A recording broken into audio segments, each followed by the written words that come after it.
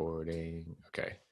Hey, what is going on, ladies and gentlemen? Welcome back to another episode of the Gentleman Pursuits podcast. My name is Ryan.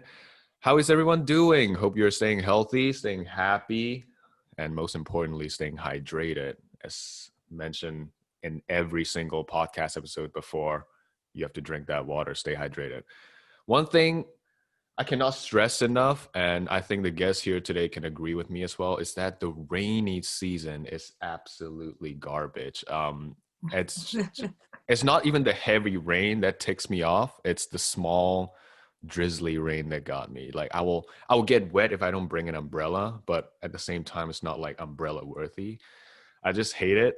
However, speaking of today's guest, if you go onto her Instagram page, you can see a ton of whiskey pictures, as well as recently a picture of her smiling really brightly while drinking whiskey. And that's when I'm sure that the conversation with the guest today is going to turn my day around. But without further delay, let's introduce her. She's the girl that loves to drink whiskey and counterbalance it with something unhealthy like running and hiking, because who does that? Anyway, please welcome Tori from Whisky.Tee on Instagram. How are you doing, T? Hi, how you doing? I'm good, thank you. I am doing well. Are you in London right now? No, I'm in this quite a small town called Corn. It's near Manchester, so it's a bit further than London. Right. Are you from London or are you from Manchester? No, from Manchester. Well, from that area. Oh, okay. So yeah. Just a quick question, because I'm not really sure, because my girlfriend, she's from Sheffield. So how far away is Manchester from Sheffield? About, well, I'm not so good with geography. About an hour and a half. It's not very far. Sheffield's more kind of like Leeds way, and where I live is sort of slap bang in between, sort of like Manchester and Leeds. So I get the best of both cities. That's nice. I remember the first time I went to UK, because I was there for like university interviews, which is like around 2 years ago. And I went to London, and then I went to Surrey, just outside of London. Yeah. And it was a really boring town. Yeah, there's a lot of them actually around here. I think there's always a misconception that we kind of like Downton Abbey, but there's quite a lot of small, tiny little boring towns and villages, and I live in one. So, well, I went to Surrey, and then the other day after that, I went to Birmingham, to University of Birmingham, and then I loved Birmingham. Birmingham's great city. Yeah. There's quite a lot to do in Birmingham, and some great food as well. That's true. And I would love to. I think maybe like in summer, if travel is a thing by then, I want to come to UK and visit some friends. Or maybe we can go for like a whiskey drink or two. Yeah, right? come over. There's some great places, especially local. I mean, like, it's not just Scotland now. There's quite a few in Yorkshire that's starting about up in the lakes. It's becoming a big thing. Yes. Actually, I'm really looking forward to going to the UK. It's such a nice place. The last time I went, it's not long enough. It's just like 4 days. I have not experienced enough. But talking about whiskey and whiskey bars and just experience and drinking in general, one really prominent theme from your Instagram page is your consistency of posting scotch, like a lot of scotch, right? Which I absolutely love. And, a few other posts about, maybe Japanese, like Hakushu, Yamazaki here and there. But what about scotch intrigues you the most, and why you find it so interesting? I mean, with scotch, I think it's a history. I mean, each bottle, each sort of like expression, it has its own story to tell. you know, it's, I mean, obviously there's some stories that are better than others, but, you know, stories kind of like the Glenfiddich Snow Phoenix and the Glengoyne Teapot Dram, you know, as soon as I heard those stories of how it came together, it was just bottles that really I was just drawn to and had to have.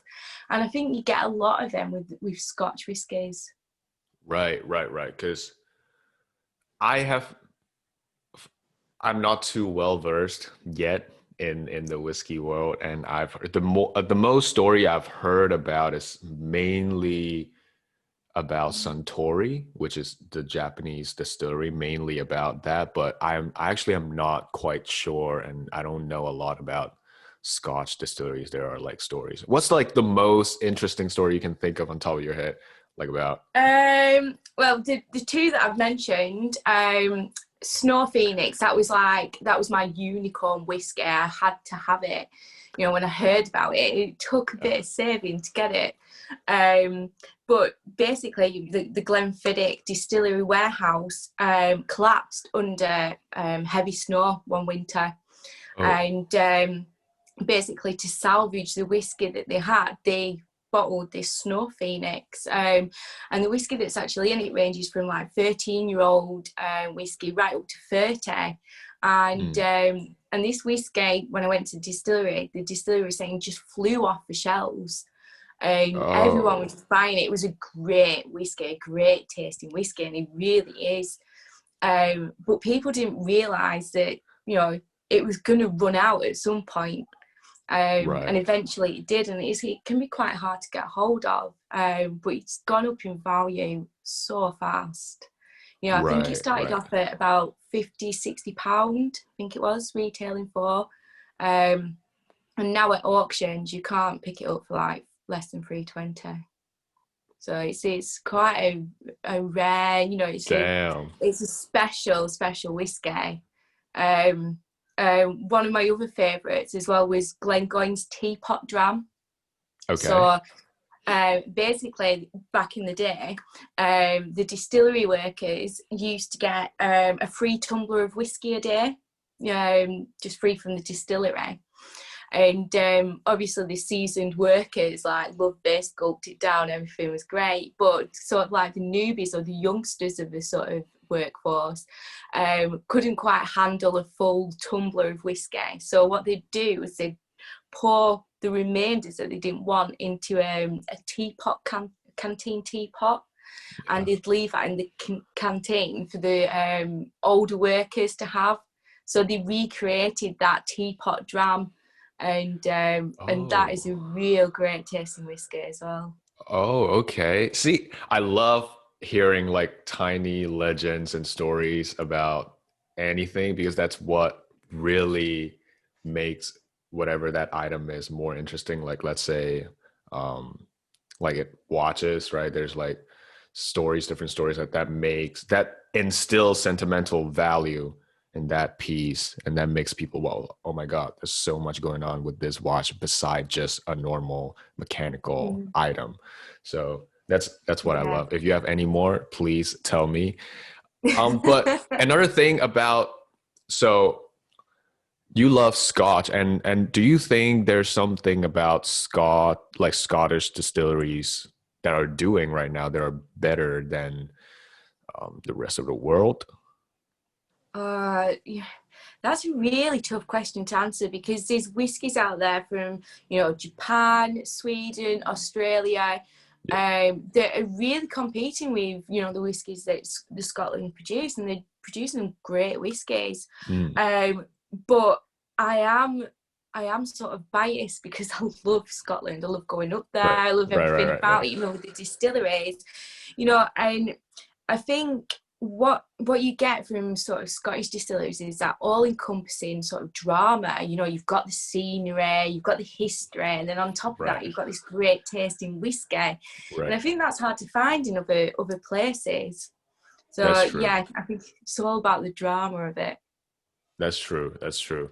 And I think, okay, after asking that, I think it's only appropriate for me to ask this next, is that since you're a Scotch person, you have tried, I am assuming that you have tried quite a few bottles from SMWS.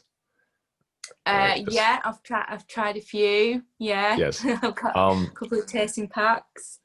I myself only tried like one from there, from SMWS. It's called Biting a Fireman's Glove. The reason why I liked it so much is because their bottles are always they always come with really funny names, really interesting name, and that's what I love about SMWS. First, like the name is absolutely hilarious, and second of all, the bottle is just lovely as well. So if you have one, which one's your favorite from SMWS? That's hard actually. I'd have to go find it. Um, I think it was what it called Fuzzy Peach. Fuzzy Peach. Okay, I've seen that bottle on Instagram somewhere. I'm pretty sure it was something like that. I mean, some of the names that they come up with is just fantastic, and they really do make me like giggle. I think that's what makes them kind of like, you know, really interesting bottles to have, you know, especially as a Yeah. collector as well. Yeah, so I'd have to look them up. I've got some bottles in the back, but I'd have to shoot off and get Oh, them. like you have like a dedicated place in your place that the stores whiskey bottles. Yeah, I have, but I mean, I took a few out with me because I was taking some pictures, and also usually on a Wednesday, I'll go over to my friend's house and I'll have a whiskey night. She don't really drink whiskey, but I make her try different Yeah. drams. Yeah. What? Oh, So here's she'll have her drink, and I'll kind of like push my whiskey onto her. And she's warming to it. She's warming to it. But yeah, I put it in my bag. And I took a few bottles out with me.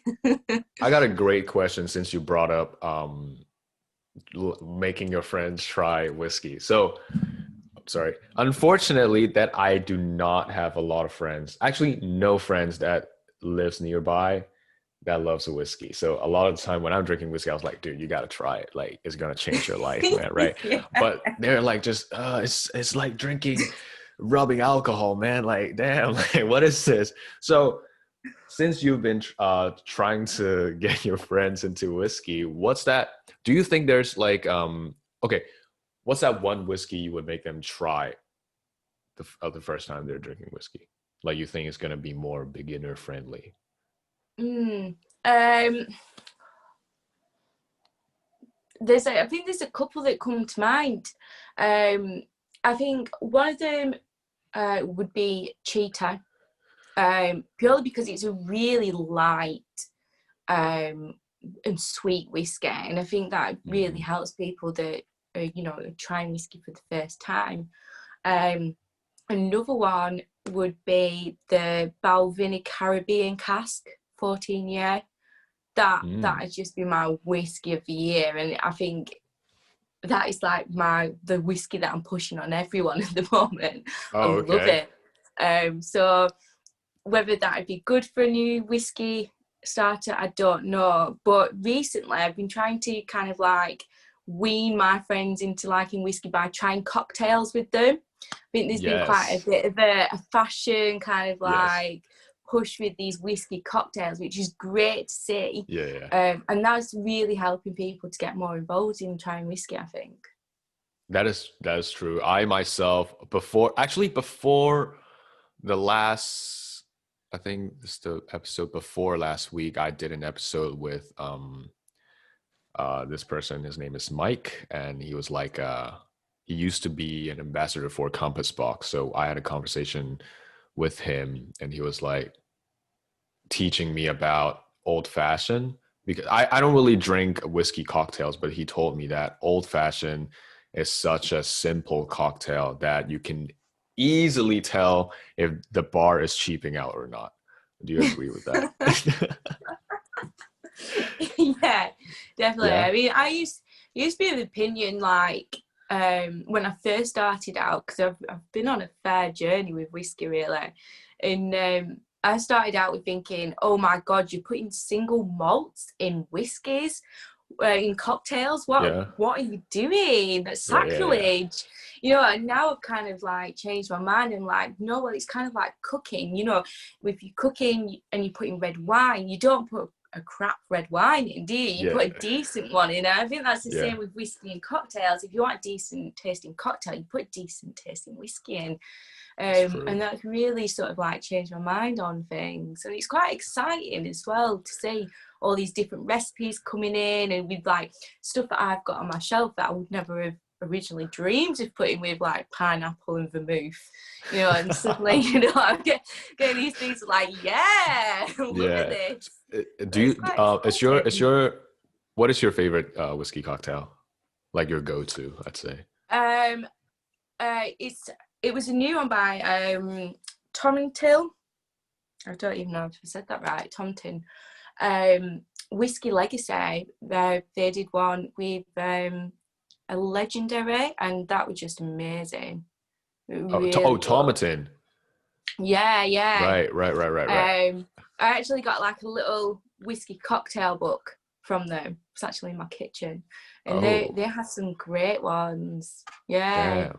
I see. Here's the thing about college student is that we don't have a lot of money to try a lot of these things, and that's sad because also, once again, a really weird story to bring up is because the first time I tried Tomatin was at my ex's house, and her dad knew that I love whiskey. So one night, like during dinner, he brought like a cardboard box full of whiskey to the house, and was like, and he pulled out this Tomatin sherry and bourbon cask.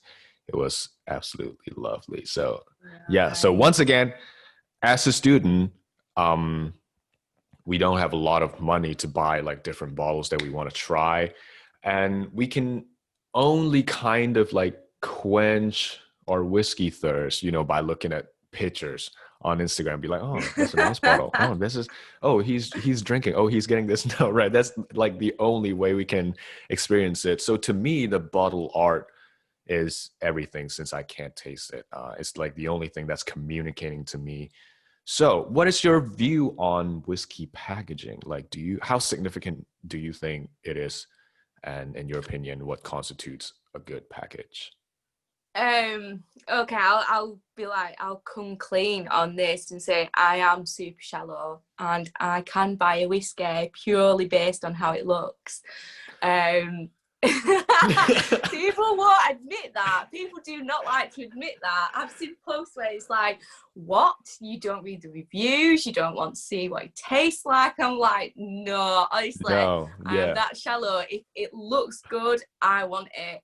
You know, and it's really important, especially as a collector, you know, and I think, you know, I really like packages that are really unusual. And I think Ardbeg is fantastic at doing that. They've brought out some great packaging. I mean, the distillery building tin, love it. The new one that they brought out, the smoker, it's amazing. You know, and these are quite affordable whiskies as well. I mean, if you look at the other spectrum, Macallan do great packaging, you can't deny that, but they're astronomically expensive. I mean, that's a different conversation altogether.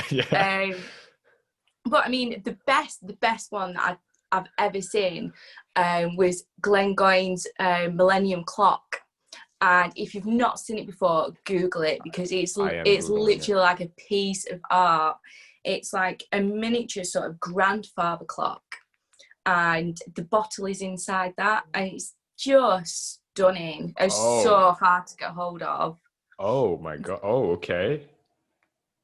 It's a whole ass clock on what? Yeah, it's amazing, isn't it? Like a real, like beautifully like wooden grandfather clock, and that's probably the best that I've ever seen. But I mean, you know, you look at it on the flip side, and Redbreast, 28-year-old dream cask, 500 quid bottle of whiskey, and it comes in a sack, like literally a boring grey sack. Oh my god, it was so disappointing. It's like I spent all that money, for this great whiskey, but it's not exactly going to be the wow factor on my shelf if someone's coming in that doesn't know whiskey, and it's just like, what's in the sack? You know.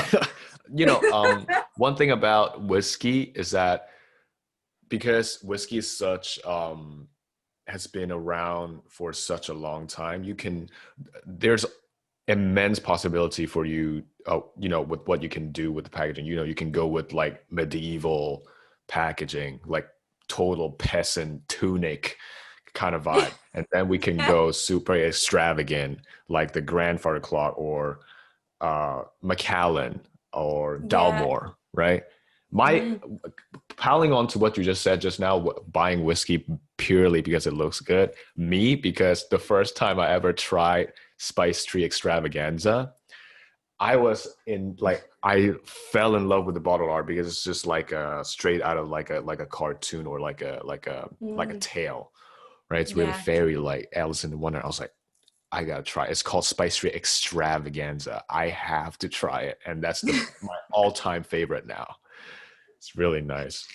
Yeah, I mean, don't get me wrong. I want it to be a great tasting whiskey, but Yeah. as a collector, it's not exactly the most important thing. Which is like really bad thing to say. Yeah, But yeah.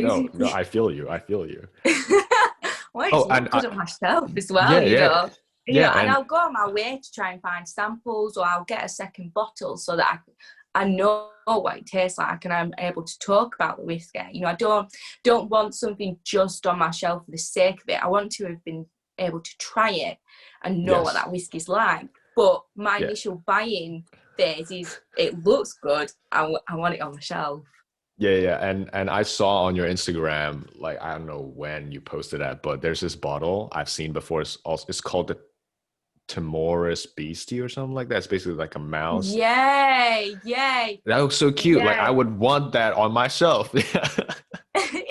It is, and they've actually won awards. I think recently for their branding, and they do Scallywag as well. They do quite a few ranges, and they're great. They're really interesting, aren't they? The illustrations are just stunning, and Exactly. they do look good on the shelf. They do. Exactly. And the reason why I don't really like, okay, I'm gonna say something super controversial. I don't really like Dalmore's and Macallan's packaging. It's because even though they look posh and they look expensive, they all kind of look the same in certain way. They kind of look the same, and I sometimes want to see something new.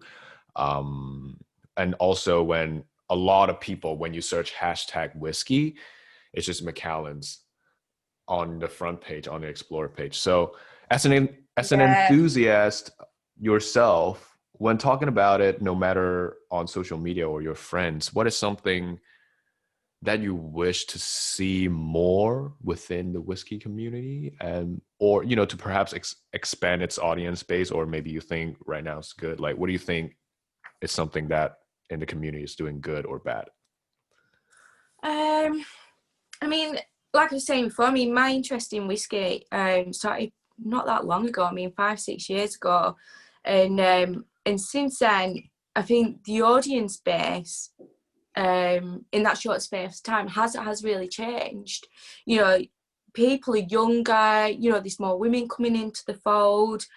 Um, and I've been quite relatively new to sort of like Instagram's whiskey community, and there has been that reach there. Particularly by distilleries and marketing companies that are really trying to break away from that old man cigar club, sort of Yeah, image yeah, that they yeah, have. yeah, yeah, Really bring it into the 21st century. And they're starting to do a really good job with that.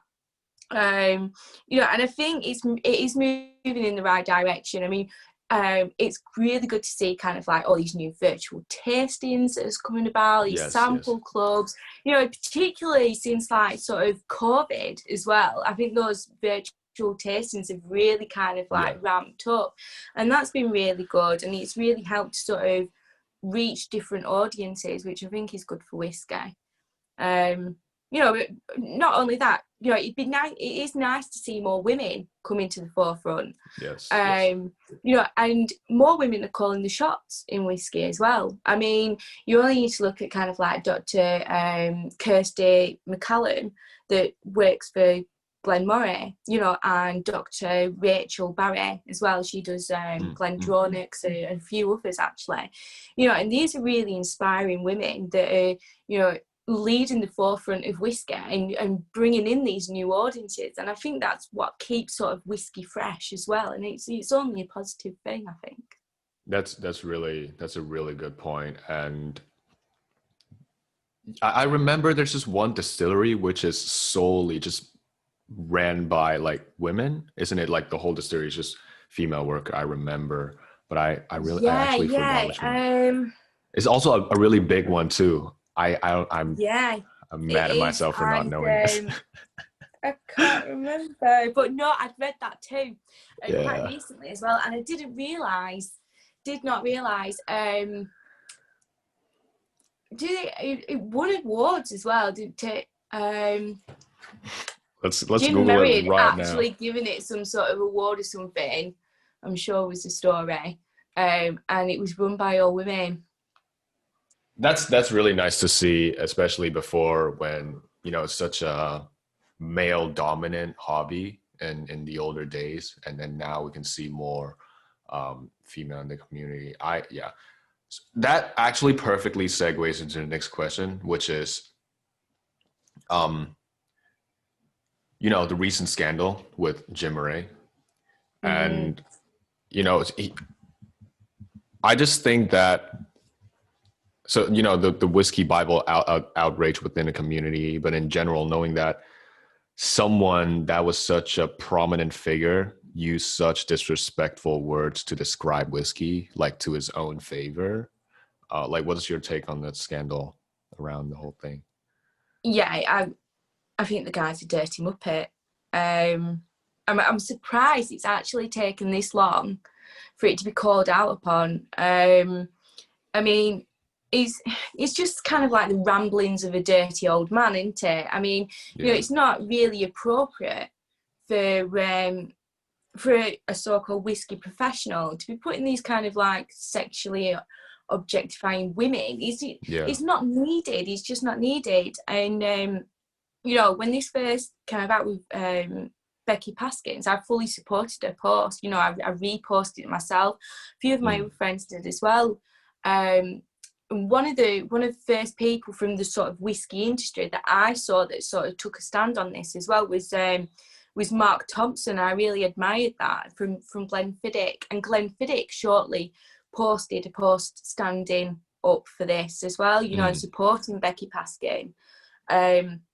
But I was a bit disappointed that I didn't see more distilleries sort of making a stand on this.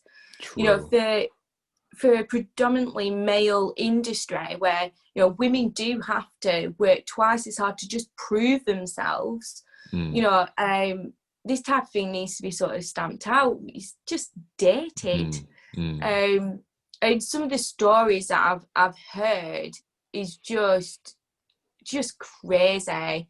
There was one from an actual person from the whiskey industry that said that Jim Murray was doing a talk, and within the audience he pointed out this woman and told the audience, you know, while describing a whiskey, you know, that just imagine her naked.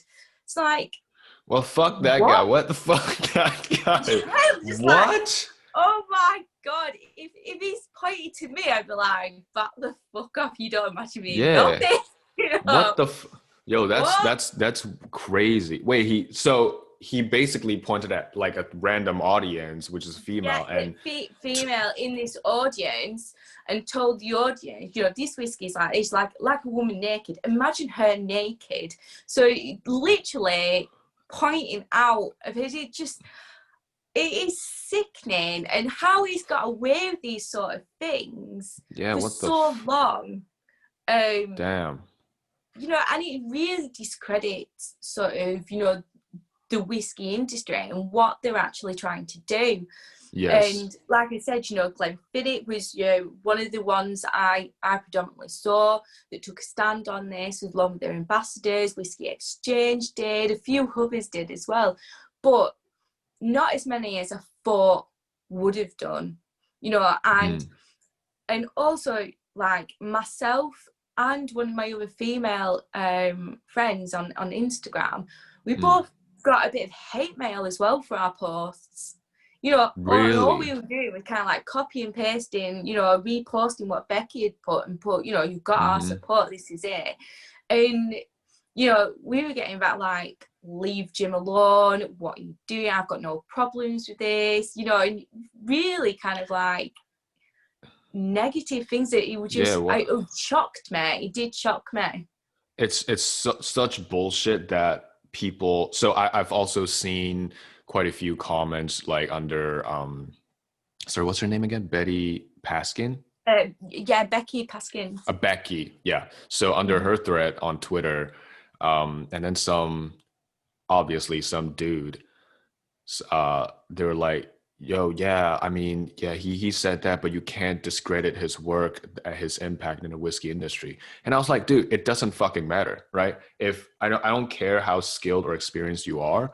If you're a shitty person, you're a shitty person. And right, you can't just right because you are like because you publish a book which is deemed as the whiskey Bible, then you can just say whatever you want and use, you know, objectify women and use their body and our imagination of whatever the correlation between two to describe whiskey and use it in your favor. That's just unacceptable. And it's really shocking to see how a lot of people don't understand this. And that just goes to show, right? That just goes to show sometimes, you know, circling back to our community question, is that in a certain way, the whiskey community is still kind of backwards because it's such I'd say the older generation is still in charge of a lot of the big names, a lot of the distilleries. And even though young bloods really want to make a change, or as you said, bring it to the 21st century, it's kind of hard to convince those stubborn people, right? So it's really, yeah. There is an interesting movement with it. You know, it is happening. You can see it. Like I said, you know, from when I first started collecting whiskey from 6 years ago, you know, to where it is now, the change with younger people, with women, this was like a total anomaly when I got into it, you know, and it was a bit like, you like whiskey? I mean, I still get that now. It's still a shock for people that I actually like whiskey. It's like, well, do you drink it? Yes, and I like it. I don't just buy it to put on my shelf. Granted, yeah, I buy it because it looks pretty, but I drink it. I like to drink it, you know. And some people are just amazed by that. And it's a bit weird, isn't it? That is weird. That is weird. A drink shouldn't be like that. And it actually is not, you know, exclusively to just whiskey, right? There are a lot of other things that are predominantly male. And sometimes when people find out a girl does it, they're like, oh, are you doing it just to get our attention? Something like that. And just completely disgusting. Why can't she enjoy something that we like? If a girl told me she likes whiskey, I was like, hell yes. Thank you. Finally, someone I can share whiskey with. What? Like, I don't care. I don't know why people, right. They are so. There is that. Yeah. It's like insecure. I work in engineering. You know, like originally in aerospace engineering, then moving on to sort of like defense, and you know that is a predominantly male area. And like I was saying before, you've got to prove yourself. You know, I've not had many bad experiences with that. I've had a lot of support, but as a woman, you have to prove yourself. Once you've proven yourself, then but you've got to work doubly hard for that to be like, all right, she shouldn't be in the kitchen. You know, because these are like, you're working with old times that have this mentality, and they're decent guys, but you've got to prove that you know it. Whereas if it was a bloke, it might not necessarily be the same, you know. And I think whiskey has those similarities with it, and that's why, you know, when things like this happen, it needs to be stamped out. There needs to be a stand on it. And if whiskey is wanting to take it into the 21st century and be an inclusive drink for all, you know, and broaden that audience and that market base, then they need to be making a stand and saying that this is not appropriate. Exactly. And another thing about whiskey is that it was, because first of all, I wouldn't deny that whiskey is an acquired taste. Like not everyone likes it, right? So because it's such an acquired thing, a lot of people would associate that with exclusivity. Like, oh, we like it, you don't like it, you're not like us, so like back off, we just don't. And because that exclusiveness kind of clouded their judgment, thinking that it's also when some people would associate drinking whiskey with so-called like being a gentleman, because in movies and how pop culture kind of illustrated a gentleman should smoke cigars, wear a suit, and drink whiskey. Yeah, but, the old man cigar club. Right? No, that's not the truth. And on my channel, I like to, even though it's called Gentleman Pursuits, I like to tell people that it really doesn't matter if you drink whiskey or smoke cigars or wear watches or not. It doesn't matter. You can be wearing a band tee, listening to Slipknot, and still be a gentleman. First of all, I love Slipknot. And you can still be a gentleman. It's because it's about your character. A gentleman is ultimately it's a character rank. So it's really crazy how people think, oh yeah, I drink whiskey, I'm a gentleman, so fuck you. No, it's not like that. It's just disgusting. No, it's a value. Being a gentleman it's a value, isn't it? It's having certain values, you know, so you can listen to what you want, you know, you drink what you want, you know, you can still be a gentleman beyond that. Yeah, exactly. And another thing about community, as we talked about, just disgusting sexism within the whiskey community. Another thing that I see a lot is that some people, let's say they love Japanese whiskey, they love bourbon, they're gonna, you know, talk smack about people that drink other things. You get that, yeah. So People can become narrow-minded with it, can't they?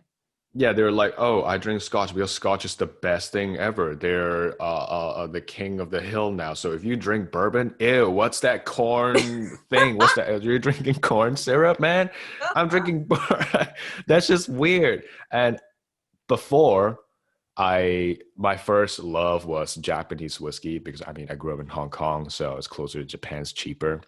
And the first thing in my mind was like Japanese whiskey, scotch, then bourbon. Like I actually had a ranking in my head, which is wrong. And then as I learned more about, right, now I love bourbon. Like, see, I have a lot of bourbon. This Basil Hayden's lovely. Woodford Reserve. You're in the right place for it. I think that counts for a lot as well. You know, I'm in the right place for scotch. You know, it's practically on my doorstep if I look at bourbon. You know, and some of the bourbons is hard to get hold of. You know, so it's harder to sort of broaden your range as well. Yeah, true.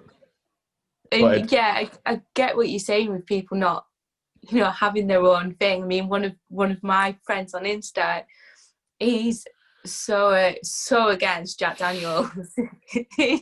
His posts are like back at, it's brilliant, very funny. Bonnie Whiskey, go follow. But he hates it. But I love Jack Daniel and Coke.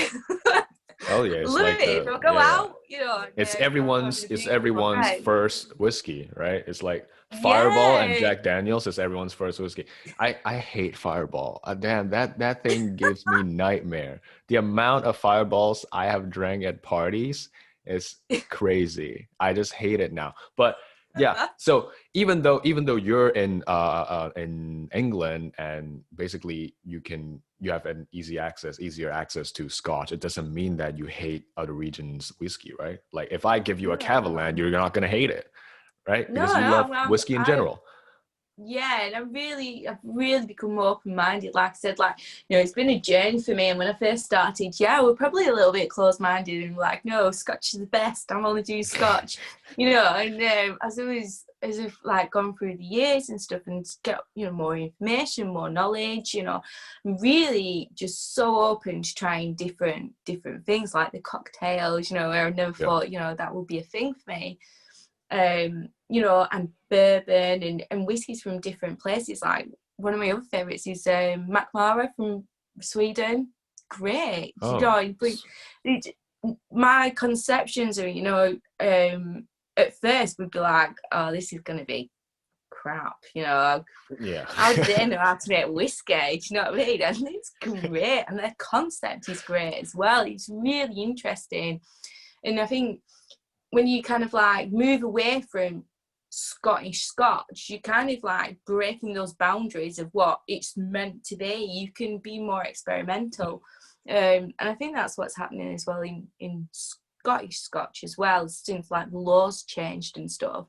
It's allowing it to be a lot more experimental and just pushing those experimental boundaries a little bit more. And it's exciting times. And the funny thing is that nowadays, I feel like every community on earth is driven by social media, right? It's like the only thing that's keeping us together. We can connect with everyone. Do you think the whiskey, let's say on Instagram or Twitter, do you think social media is doing it good or is kind of detrimental to it? I think it's good. From my personal experience, I think it's good. I mean, like I only started my page less than a year ago, actually on New Year's Day, start of the year. And I've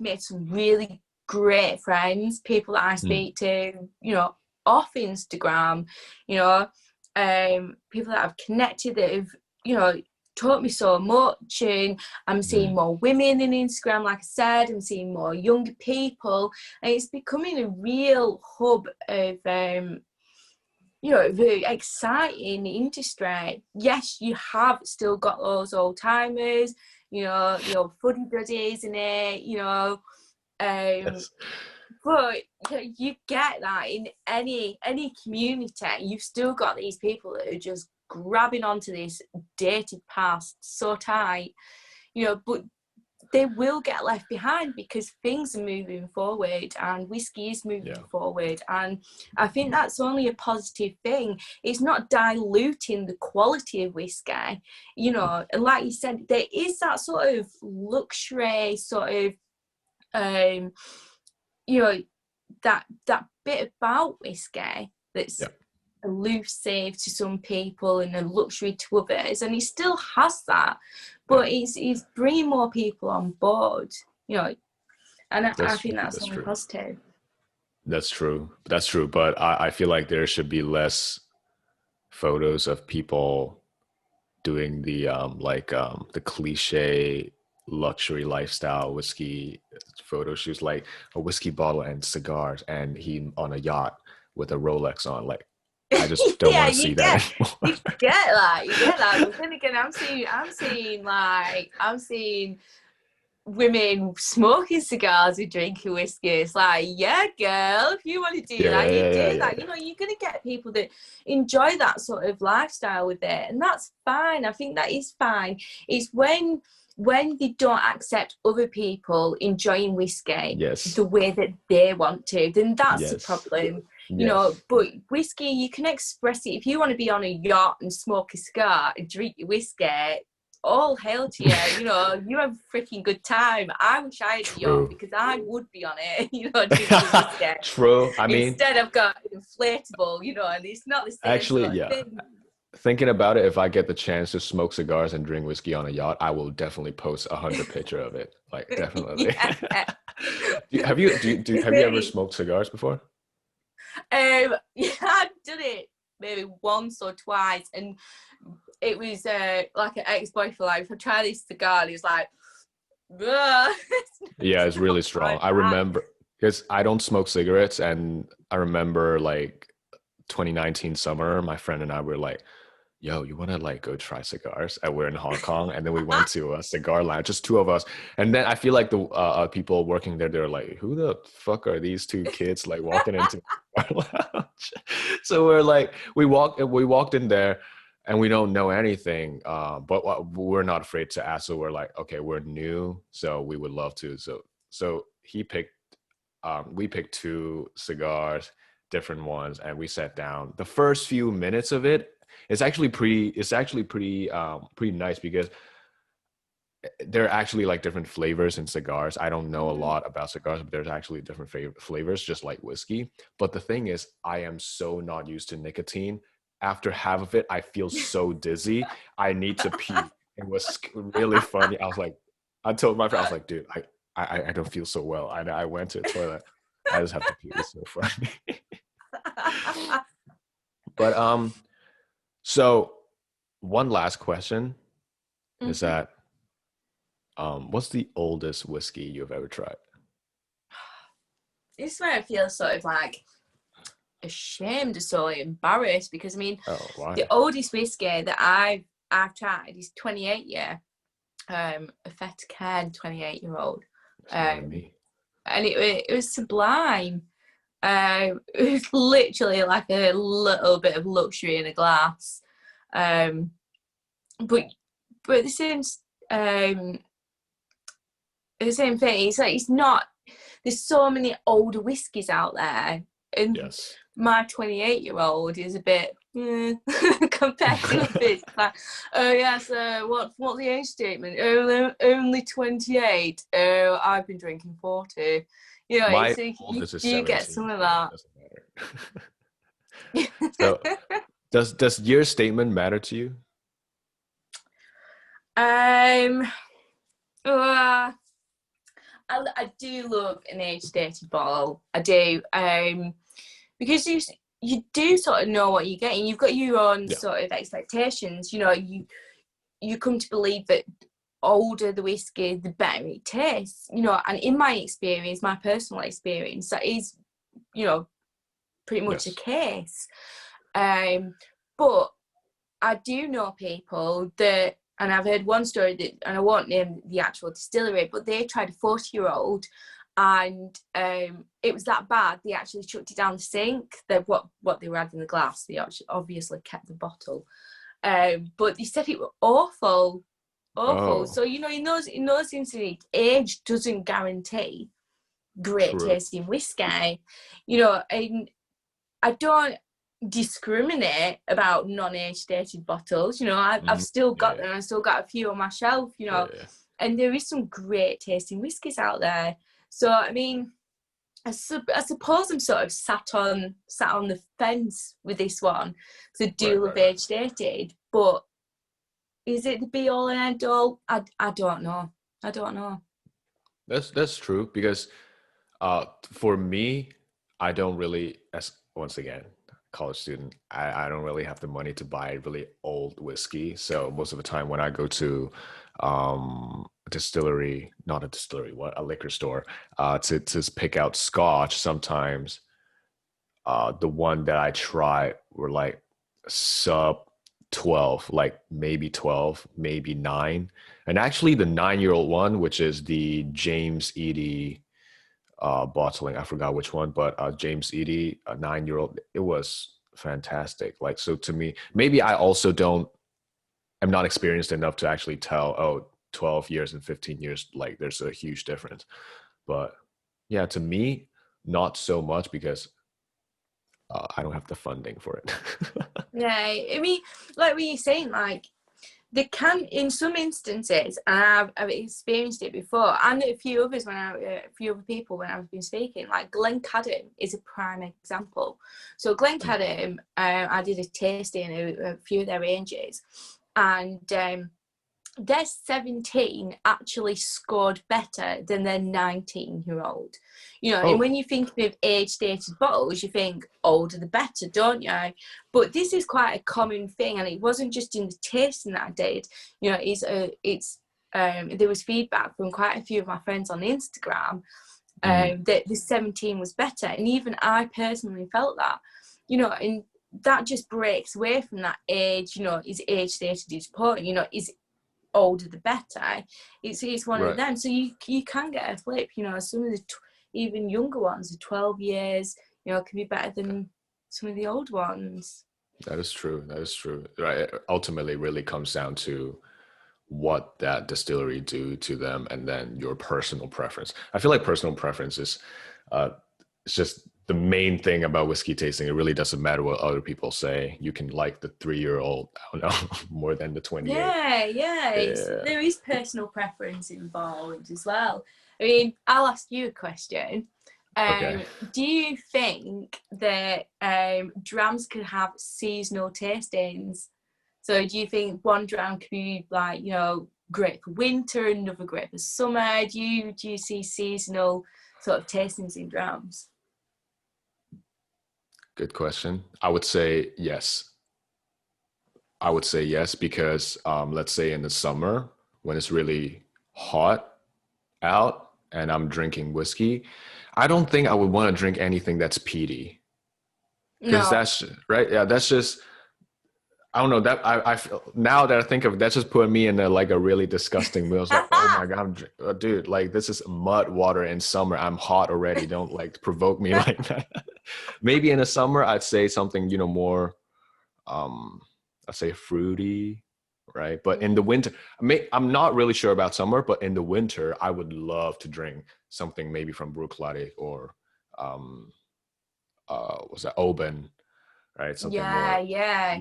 Yeah, I Opens with think. some great whiskies. What do you think? Like, is there seasonal? Yeah.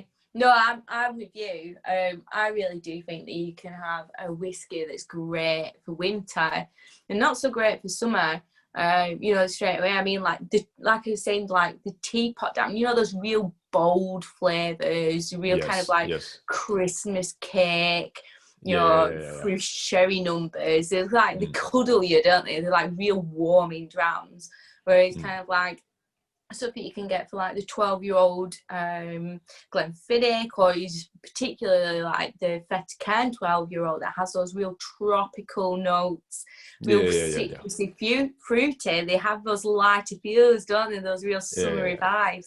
And I think you can have whiskies that are great for seasonal I think areas. Cheetah, as you mentioned just now, Cheetah and maybe Tori from Suntory, they are like great summer whiskey.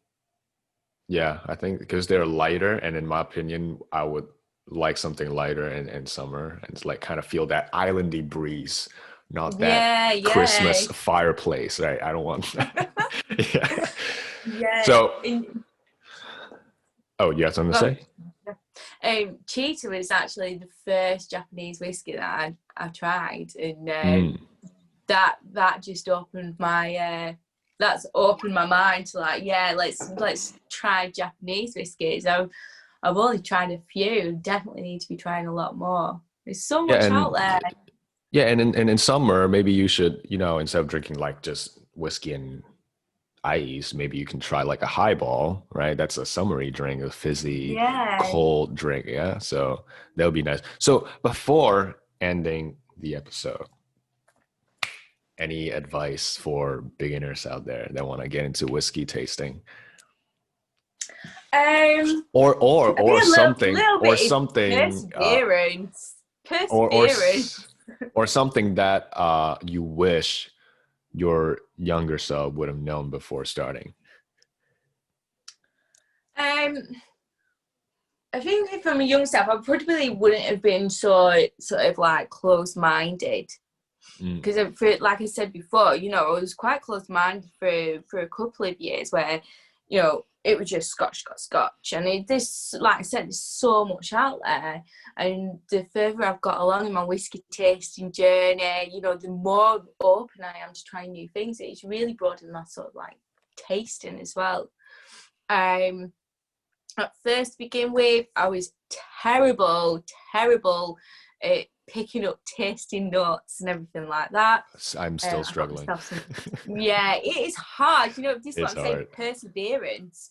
The Yeah. more you are tasting, the Yes. more you start picking up. And I started getting books. And what I used to do, and this is the thing that I used to do with my friend on our whiskey nights before COVID lockdown, was I bring my whiskey over and I try it. I, you know, pick up the notes, I'd say what I tasted, and she'd Google it or read in my book that I used to bring over and be like, yeah, got that. You know, to pick up them.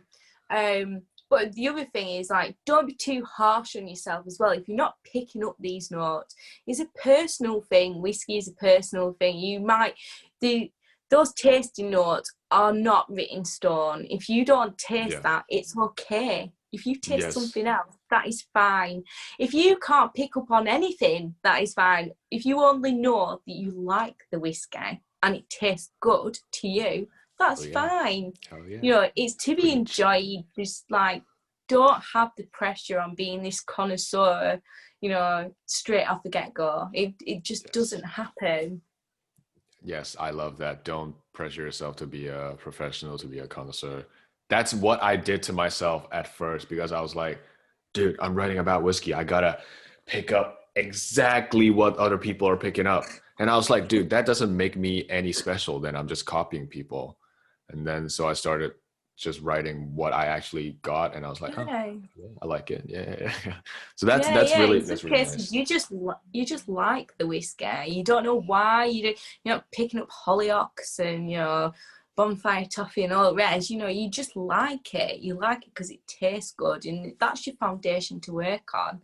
You know, and if you want to be picking up notes, get some books. Do a little taste off with your friends.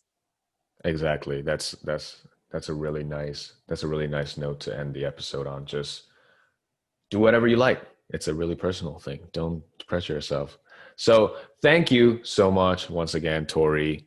Oh, just like the whiskey, Tori. Tori, thank you once again. I was like, oh, Jasmine, I just made that connection.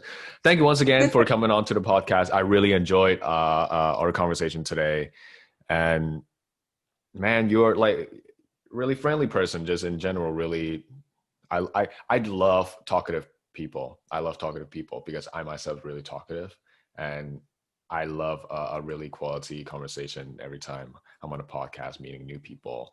And once again, it's Whisky.Tee on Instagram. Make sure to go follow her. I'm gonna link everything in the description on YouTube or Spotify, Apple Podcast. And I hope for those who were listening today, learn a few things more about her, and then more about the Scotch whiskey industry, you know, from a consumer point of view, and packaging and everything, and also just ongoing problems that's going within the community that I feel like all of us should work harder to solve. And this is Ryan. Thank you for listening, and I'll see you in the next episode. Bye. Brilliant. Bye.